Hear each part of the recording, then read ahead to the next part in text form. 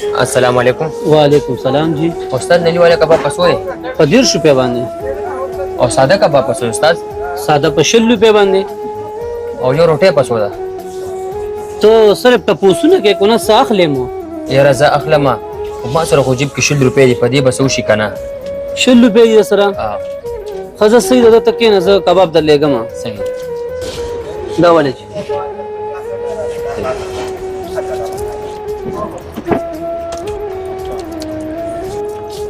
دا ولې د استاد د پلیټ دی؟ رورا ته لا مړ شوی نه کېنه، زه در باندې نور کباب خورم، پیسې به زه ورکړم. رورا ته به زما پیسې ولې ورکړې؟ رورا دې هوټل ته چې نن څوک هم راځي د هغې بیل زه ورکوم، هغه ځکه چې زما په نوکرۍ کې ترقي شوې ده. نه رورا ما چې څومره خوړه ومې خوړه، زما ګېډه ډکه شوه، ستا ډېره مهرباني. ستا د دې خبرو نه پته لګي. کېنه ته ستا ګېډه نه ده ډکه، ورو دله یو کباب ورکړه. ښه جي کېنه رورا زه له کباب در کوم. کېنه ستا ډېره مهرباني. دا ولې رورا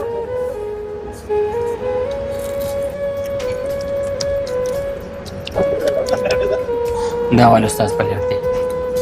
صحیح ده رورا زه د نظم کار دې وشو موړ شوې که نور څه خورې زه د باندې خورم. نه رورا ستا ډېره مهرباني. رورا څو پیسې شوې زما او د هغه؟ ستا خو 200 روپے شوې او د هغه خو زه پیسې نه علم. خو ولې رورا؟ ما ته پته ولګېده چې تا د هغې غریب په کومه طریقه باندې مدد کول چې هغه ته پته مو نه لګي او د هغه مدد هم وکړې. تا چې وې زما ترقي شوې ده او په خلکو باندې زه پرې روټۍ خورم، په دې بانه زه ډېر ښه پوه شوم. دا خو تا په هغه باندې روټۍ خوړله ځکه خو دې بانه جوړه کا. تا نه ما دا زده کو چې زم نن په یو غریب باندې روټۍ وخورم چې ما نه تپوس وکړي، په ما ډېر ښه ولګېده. ولې چې هغه دلته په مړه ګېډه روټۍ وخوړه او لاړه، چې هغه یو کباب خوړو کېدای شي په نیمه ګېډه باندې تللی. ما اوسه پورې په دې هوټل کې په چا باندې فری روټۍ نه ده خوړلې. اکثر دلته خیرماران راشي او تنګول کوي، زه ورته یم ځه. خیرماران چې زه دلته وګورم که ما له غوسه راشي، هغې عادت په دې پرې باندې دی چې زه لګیا محنت کوم او هغې پرې غواړي.